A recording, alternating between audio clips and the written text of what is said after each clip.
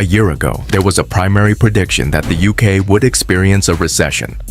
The economy has stagnated rather than declined, despite the fact that the most recent data, which was made public shortly before Christmas, indicates that a technical recession may very well be occurring in Q3 and Q4 of this year. Although, to be fair, we had been considerably more accurate than anybody else in our estimates of the UK GDP for the preceding 2 years, we would nevertheless consider this prediction to have been incorrect. Let's go straight into the economic prediction for 2024 without further ado. A significant 2% revision to the historical GDP figures has been the most intriguing piece of economic news. In the United Kingdom, the past is frequently almost as unpredictable as the future, as Lord Lilly famously said. A few of our other predictions came closer to being accurate. We warned of falling house prices. They started to fall during the year. And of sharp falls in commercial property prices, which also has happened, though the latest evidence seems to suggest that they bottomed out in Q3. Rowing back on some green measures as the cost became more obvious. Yet again, this has happened. Inflation falling quickly, which also has happened, but later than we expected. A rise in COVID as China opened up. This happened in a very dilute way. And a weak equity market, both the Dow and the FTSE have spent most of the year flatlining, but the improvement in inflation sentiment in December prompted a year-end rally. The infamous sports predictions were a mixed bag. We anticipated that Red Bull and Verstappen would win by a wide margin, but Arsenal didn't win the league, at least not this year. Our worst forecast was that England's cricket team would win the World Cup. They almost finished last. What about the year 2024? First is foreign policy. This year, several things have a significant probability of going wrong. In terms of chronology, the first banana skin comes from the 13th of January Taiwanese election. The Kuomintang, the former party of Chiang Kai-shek, who is far more palatable to Beijing, appears to be catching up to the DPP, who are widely believed not to be pro-Beijing. China wants to unite its nation. A victory for the DPP could lead to forceful measures to achieve this goal, while we still believe that these measures won't amount to a military invasion.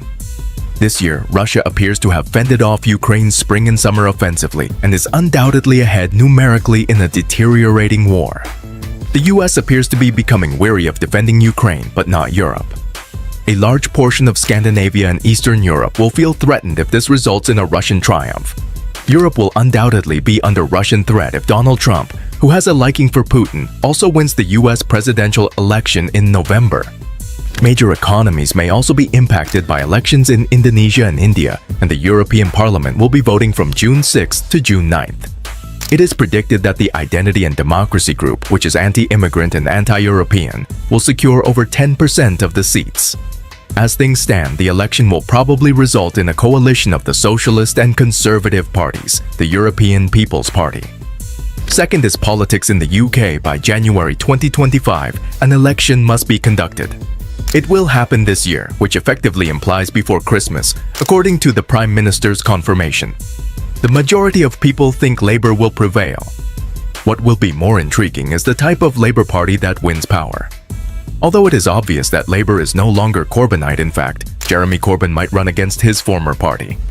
It will be crucial to see if the party can control its long-standing spending habit, particularly given that taxes and spending are already at an inflated level. Labour may hold office for more than one term if it can control its spending. Third is the global economy. In 2023, the standard economic principles were reinstated as a result of monetary tightening and large increases in interest rates, which caused inflation to eventually decline rather quickly. However, despite some weakening of other labor market indicators, most countries saw no significant increase in unemployment during this time. Slow global growth in 2024 is probably due to the aftereffects of high interest rates and monetary slowdown, which was negative in the US for most of 2023. Fourth, economy in the UK. The consensus is that growth will return to its very modest trend rate by mid-year at the latest, following a sticky spell in the new year.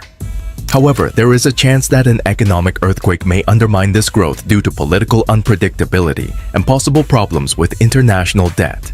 Interest rates and inflation come in fifth.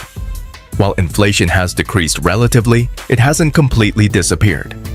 Still, core inflation is stubbornly high at 5.1% in the UK and slightly over 4% in the US. Although a return to almost zero interest rates is a long way off, market interest rates are already declining, and it is expected that rates will gradually decline on both sides of the Atlantic during 2024. The sixth is financial markets.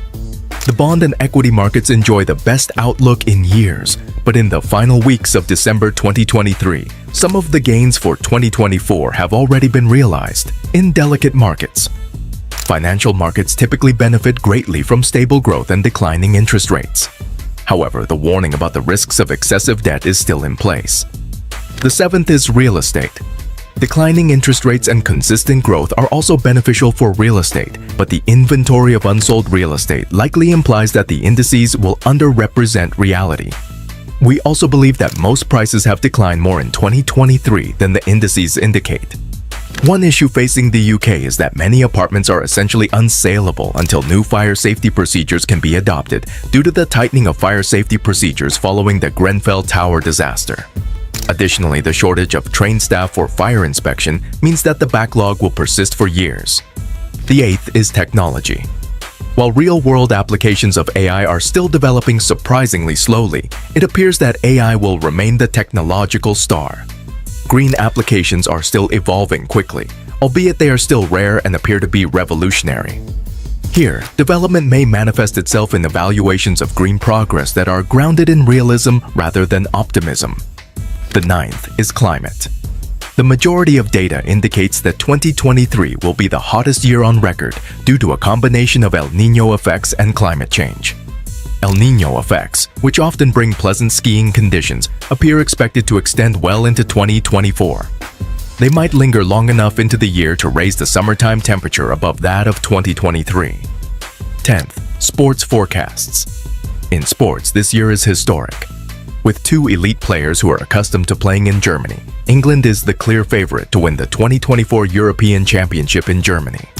Breakdance, surfing, skateboarding, and sport climbing are the four new sports that will be featured at the Paris Olympics. However, unless the organizers have taken a cue from the disastrous Rugby World Cup, it may be best to watch the action on television. This is the 20th edition of the Cricket World Cup, which is being held in the US and the Caribbean for the first time. In the final, India appears to be the favorite to defeat Australia. The competition between the Saudi Tour and the others is probably going to make headlines in the golf world. A deal is probably in the works. As rugby grapples with difficulties related to long-term brain damage, the most pressing problems are probably off the field. In contrast to the widespread predictions of a recession that characterized 2023, a panel of economists predicted that this year would be defined by higher growth, declining inflation, and healthy job creation. The gross domestic product, which is a gauge of the value of products and services, is expected to increase by 2.2% in 2024, according to a forecast released by the National Association for Business Economics, NABE. This is a much more optimistic prediction than the group made just 2 months prior. This year, inflation is predicted to continue decreasing, which raises the price of groceries, rent, and auto insurance, among other expenses. This year, inflation is predicted to continue decreasing, which raises the price of groceries, rent, and auto insurance, among other expenses. Please like, subscribe, and click the notification bell to follow for more if you'd like to know the likelihood that 2024 will be better. I'll see you in the video.